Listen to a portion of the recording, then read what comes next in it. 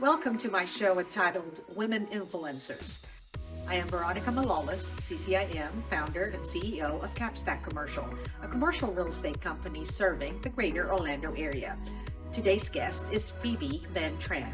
She experienced challenges as a female immigrant with a language barrier and has emerged as a leader in cross-border collaboration within the global trade industry. Please don't forget to hit that thumbs up button and subscribe below. I welcome your comments and please share with someone who can benefit from this podcast. Hi, Phoebe. How are you today? Hi, Veronica. I'm doing great. Thank you. How about Well, you? I am doing fabulous. And thank you for joining us in our podcast today. I'm just so excited to hear about your story. So, if you don't mind, I'm going to jump right in and ask you to tell us about growing up in your environment and how you got to where you are today. Sure. Well, thank you, Veronica, for the opportunity to share my stories with the audience. My just to give you a little bit of background about myself, I came here by myself at age of 16 as an international student with $200 in my pocket. Wow. And spend like about 10 years on from my high school education and then college and then my MBA. And I had the great opportunity to really, learn from traveling to different places of the United States and be really involved with a lot of top leader in the industry, whether it's insurance, banking, and also real estate and lending space. And that's where I have the opportunity to really see and being coming here as an immigrant is a lot of language barriers, and then also being a female is extremely difficult to really emerge into the environment. And so So, yes, so Phoebe, just for context, you are an immigrant from which country? I'm an immigrant from Vietnam. Perfect. Thank you. Thank you for being here today. And I just want to let you know that Vietnam is on our bucket list, my husband and I. So I know it's a beautiful country. But go on, please. Sorry to interrupt. Oh, no worry. So, as I graduate and been involved with just um, a lot of it in business development, in financing, real estate financing, and lending. And I really discovered my passion is a relationship and really work, helping people with my knowledge on financing and structuring the real estate deals or complicated deals in business deals. So that is my true passion, is to see to enjoy seeing the business grow and working with great people who are not only talented but have you know a um, a great intention on making impact on a massive scale. That's so amazing, Phoebe. Phoebe, I want to ask you. You went to college in UC Irvine. Am I correct in that? That is my MBA, Oh, and your then MBA. Okay. So you did move from Vietnam to California. I'm from Vietnam to California and then Arizona and Iowa. So I've been around and just I love to really experience different places, different people. And I used to live with a host family to really learn different culture, how they think, and really from there see the differences and discover many areas of opportunities that really bringing people from different background, bridging the gap between Asia and America. Wow, Mhm. that's truly tremendous. And now you are really running a couple of your own companies, plus you represent so many other companies. Tell us about that. Absolutely. So right now I'm wearing different hat.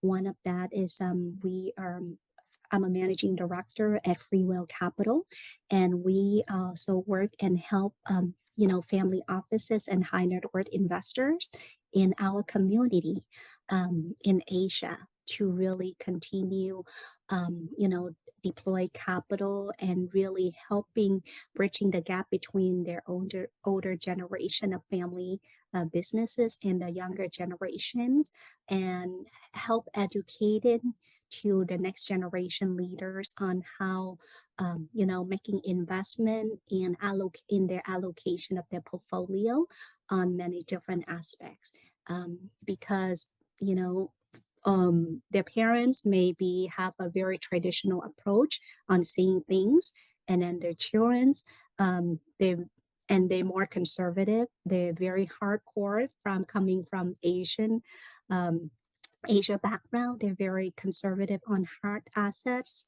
and like real estate, land, and developments. And which the younger generation, there is when they are prepared to take over the family businesses, they are consider many alternative investments and allocations such as ventures and private equity, technology, disrupting technology in healthcare, in real estate in development. So to really bridging that gap between the younger generation and the younger generation to for them to understand each other, collaborate, integrate, and really makes the exponential, fruitful outcome out of that relationship. Well, that's amazing, Phoebe. Reminds me of the saying that says the first generation actually builds the wealth, the second generation maintains the wealth, and the third generation spends the wealth. I don't know if you've heard of that, but that's fantastic that you are giving these services to advise these investors and the next generation of investors to look at other aspects of investment. So thank you for sharing that. I wanted to ask you if there was one challenge that comes to mind and how you overcame it, what would that be? And if you could share that with us, that would be fantastic. Absolutely. So my strength is really been involving with Free Will Capital Family Office and then our community of Digital Evolution Institute, which is a think tank thought leadership community of family offices, investor, and innovators.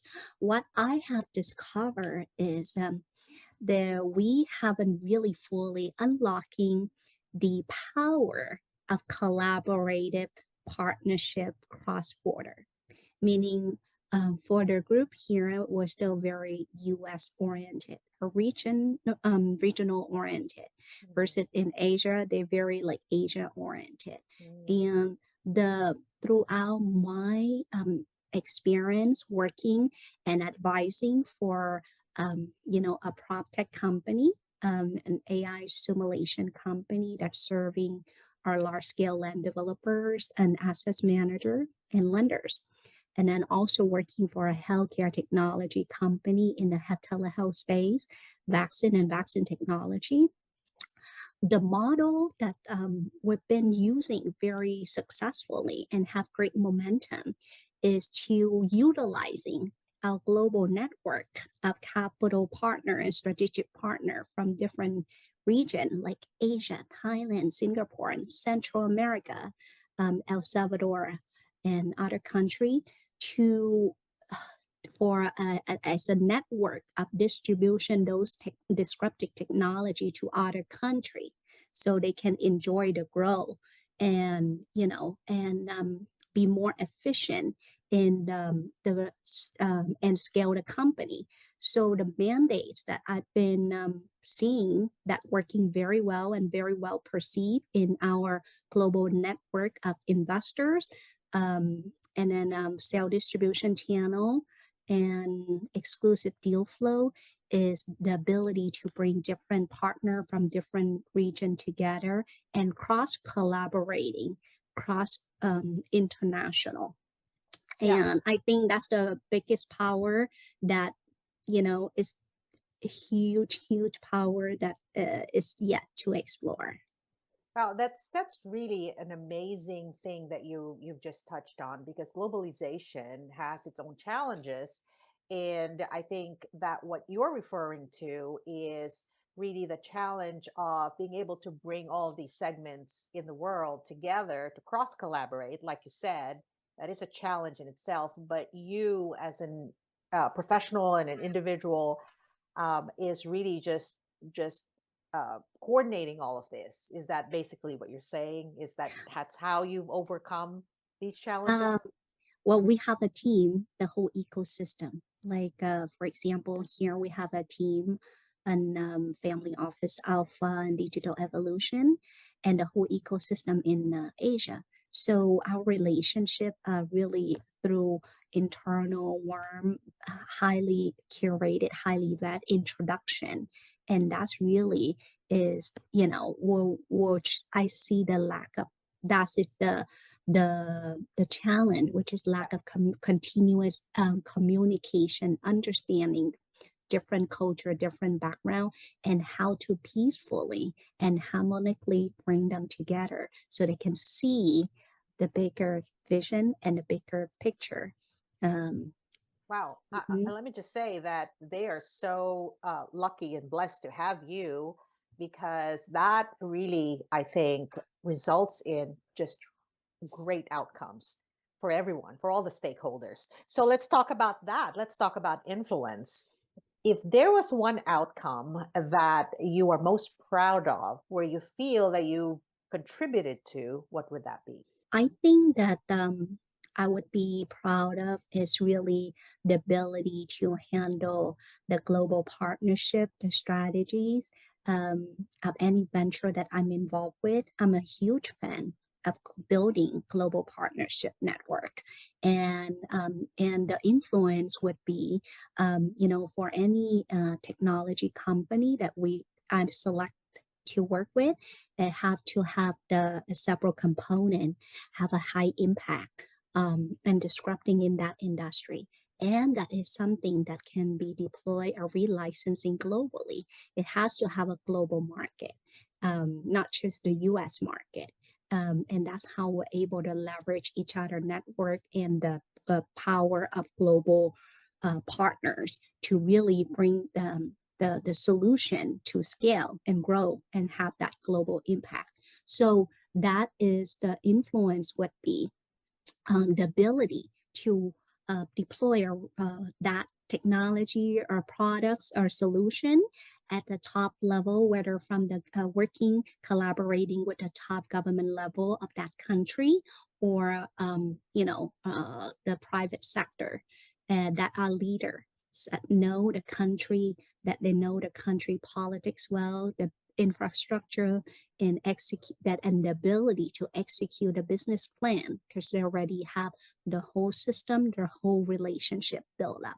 And we're just connecting and bridging the dot. And that's how we're able to spread, and make it more accessible and create value to the whole global ecosystems. That's amazing. Cross border business is very, very difficult because, like you said, they're affected by politics, affected by socio-economic factors, also culture. And wow, that's pretty amazing. Okay, so if there was one piece of advice that you could give to our listeners, what would that be? One piece of advice is I'm really inspired by my mentor.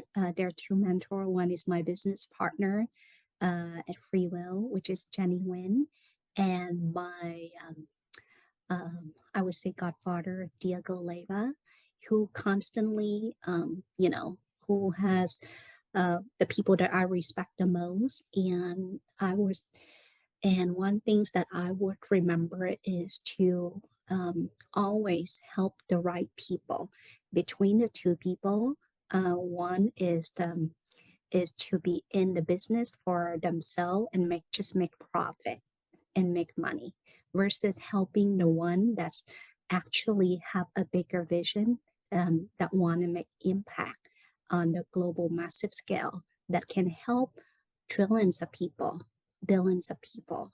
And who would you choose? So always to help other to succeed, and you will be successful, and be fearless in your action and be their person, keep your word. um, yeah, and continue my daily habit would be continue to plant the seeds every day, because you never know. Everywhere, every place, every person you plant a seed, it can be becoming a fruitful garden of blossoming flowers. Wow, that is really amazing. And I appreciate that piece of advice so much, Phoebe. Now, we've Thank come you. to the part of the interview where I get to pass the mic on to you and you get to ask me a question. So please go ahead. So, Veronica, thank you for opportunity. And my question for you today would be, as an expert in commercial real estate and really a true leader in your industry, the younger generation, what would be your uh, advice to the next generation of leaders, right? And how to really navigate through the transforming era of economy, the digitalization, the globalization. What are your advice for us, next generation? That's a really great question, Phoebe. And I'll say I am in my 60s. Well, I won't say I'm in my 60s. I just turned 61, so it's not like I'm in my 60s really. And so, what a great question for next gen, because I do have children in your generation. And my advice would be to never forget the value of personal relationships. I think a lot of the new generation are so used to remote work and being able to use the virtual space to be able to do their work, that sometimes I think the value and the benefit of personal relationships, whether it be face to face or even a phone call, I think that's being missed by the next generation. And people do business with people they like. It's so much harder, I think, to like someone from across a screen. Although it's very easy to like you because what a great personality you have on the screen, but that's not the same for everybody. And I think the more we get out there, the more we realize that people love to be with people. And technology is great, but never forget the value of personal relationships. And I think you know that. And that's why you've seen tremendous success in your work. So that would be my piece of advice. And Phoebe, I just want to thank you for spending the time with me today. I know you're in California time, so Thank it's you. you're what, 3 hours behind me, and I'm in Florida. I really appreciate you so much. Do you have some parting words for us before we go? Yeah, no, thank you, Veronica, for that's a great piece of advice, and that's actually the key foundation of of of every businesses, and that's like my core foundation in everything that I do in life, in business. How you do one thing is how you do everything, and to me, the personal relationship come first before any business transaction. I Because you're agree. I right. agree wholeheartedly. And I can tell that you have such a great soul, Phoebe. So I appreciate you so much. And I'm sure that our listeners enjoyed listening to your story today. So I want to thank you. And I hope to run into you very soon. I know Thank you're going you. to be in Orlando next week. So we're definitely getting together for a meal. Take care. Thank you very much, Veronica, for the opportunities today. Absolutely. Have a great day. Thank you.